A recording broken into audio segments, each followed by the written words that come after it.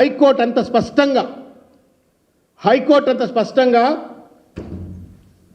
చెప్పిన తర్వాత సెప్టెంబర్ 9, 2024 నాడు 4 వారాల లోపు నువ్వు తేల్చాలా అని చెప్పని స్పీకర్ గారికి గడువిస్తే రేవంత్ రెడ్డి గారు పెద్ద మనిషి ఖరీదైనటువంటి ఒక లాయర్లనంతా ఢిల్లీలోకి వెళ్ళి ఇక్కడికి వెళ్ళి పట్టుకొచ్చి డివిజన్ బెంచ్లో దాన్ని రీజనబుల్ టైంగా మార్పిచ్చేసినాడు. 4 వీక్స్ టైం ఉన్నటువంటి దాన్ని రీజనబుల్ టైం అని చెప్పని మార్పించుకున్నాడు. సరే, ఆ జడ్జిమెంట్ వచ్చింది. రీజనబుల్ టైం అంటే ఏంటి? Is it a week or 2 weeks or 3 weeks or 4 weeks or 5 weeks or 1 month or 2 months or 3 months, ఏదో ఒకటి ఉండాలి కదా. ఇండెఫినెట్గా రీజనబుల్ టైం అనేటువంటి ఒక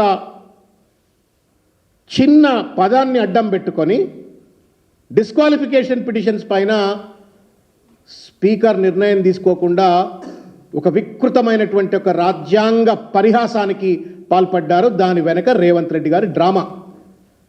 నేను వ్యక్తిగతంగా కానీ పార్టీ పరంగా కానీ వి ట్రూలీ బిలీవ్, నమ్ముతున్నాం, గడ్డం ప్రసాద్ గారు ఒక ధర్మాత్ముడు, స్వతహాగా ధర్మాత్ముడు, మంచితనం ఉన్నటువంటి ఒక వ్యక్తి, భయం భక్తి కలిగినటువంటి ఒక వ్యక్తి.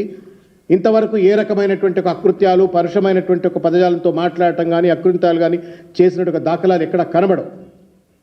కానీ వాళ్ళ రేవంత్ రెడ్డి స్పీకర్ వ్యవస్థను అపహాస్యం చేసే విధంగా, రాజ్యాంగాన్ని తుంగలో దొక్కే విధంగా స్పీకర్ పైన అజమాయిషీ చలాయిస్తున్నట్టుగా స్పష్టంగా కనబడతా ఉంది. కండువాలు కప్పింది Revanth Reddy, Rahul Gandhi.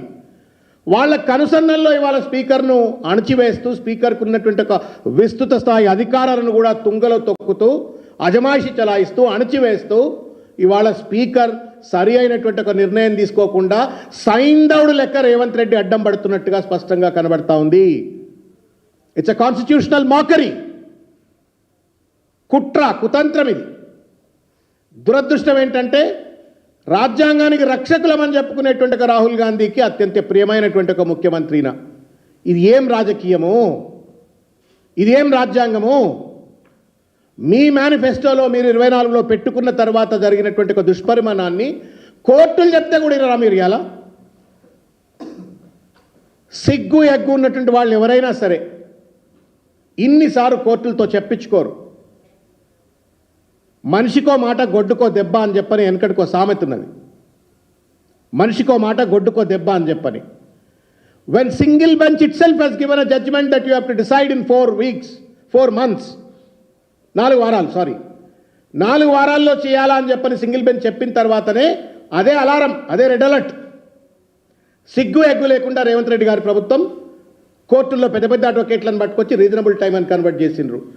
From January 2025 onward supreme court చెప్తా ఉన్నది, what do you mean by reasonable time?